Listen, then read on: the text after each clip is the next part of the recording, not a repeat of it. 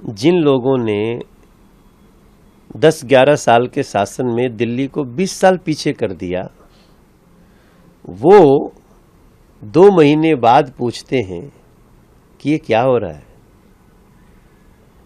हम सरकार बनाने के पहले दिन से बोल रहे हैं कि दिल्ली को एक बरसात प्रॉब्लम जो है उसको झेलनी पड़ेगी। हालांकि प्रॉब्लम कम रहेगी, लेकिन प्रॉब्लम इस बरसात रहेगी, क्योंकि अभी 2 महीने की सरकार हुई और 2 महीने की सरकार अपनी पूरी कोशिश कर रही है। लेकिन फिर भी हम बड़े दिल खोल के कहे कि मेरे दिल्ली के भाई बहन, आपने बहुत विश्वास से हमें दिया है, एक बरसात हम संभालने की कोशिश कर रहे हैं। हमारी मुख्यमंत्री रेखा गुप्ता जी के नेतृत्व में हम अपनी पूरी कोशिश कर रहे हैं।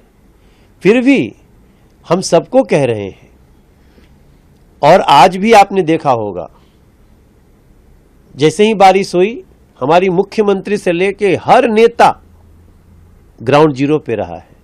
आपने कभी देखा जल जमा हुआ हो, अरविंद केजरीवाल बाहर आए? अरविंद केजरीवाल तो छोड़िए, इनके मंत्री भी, संबंधित लोग, ये लोग घरों में दुबक जाते थे। हम पूरी कोशिश में हैं कि जल जमाव ना के बराबर हो, अगर हो गया तो जल्दी से जल्दी समाप्त हो जाए, और वो भी सिर्फ इस बरसात के बाद जल जमाव क्या होता है ये दिल्ली के लोग भूल जाएंगे। क्या है, कांग्रेस बिन पेंदी का लोटा है, वो कब किधर लुढ़केगी कोई भरोसा नहीं। सुपवा बोले तो बोले, चलनियो बोलता, एक कहावत है हमारे गांव में।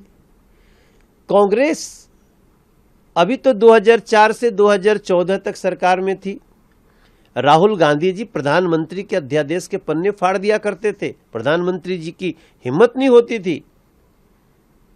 आदरणीय मनमोहन सिंह जी, सबको याद है कि ये पूछ दें कि आपने केंद्र का, कैबिनेट का अध्यादेश कैसे फाड़ दिया। उसके बाद भी आप जातिगत जनगणना नहीं कराने का निर्णय ले सके, नहीं करा सके। तब तो आप सरकार में थे।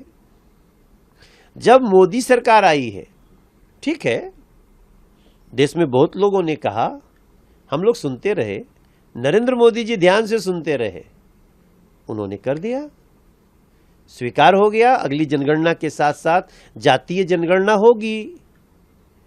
अब इन लोगों को समझ में नहीं आ रहा है कि क्या करें, कैसे विरोध करें। तो इसका मूल ये है कि नरेंद्र मोदी जी देश की हर समस्या को, देश की हर जन आकांक्षा को ध्यान से सुनते हैं, टीम मनन करती है, और जब लगता है कि नहीं ये किया जा सकता है, करना चाहिए, इसमें कोई दो राय नहीं है कि जातीय जनगणना में इस देश की बहुत तरह की विचारधाराएं हैं, लेकिन कुछ लोग इसी को लेकर के देश को उद्वेलित करने की कोशिश करें। इन सारी गतिविधियों को ध्यान में रखते हुए जो नरेंद्र मोदी सरकार ने, कैबिनेट ने फैसला लिया है, उसके आगे सारे विपक्षी धराशायी हो चुके हैं। और अब अगली जनगणना के साथ ही जातीय जनगणना होगी, और मुझे बहुत खुशी है कि अब हिंदुओं की प्रत्येक जातियां पूछने वाले मुस्लिम की भी प्रत्येक जाति का जनगणना में बताएंगे, और इस प्रकार से देश के एक बहुत बड़ी समस्या का समाधान होगा। आज दिल्ली में देवी बस बहुत सारी सुविधाओं से युक्त हैं, क्या कहेंगे इस विषय पर? देखिए, मेरा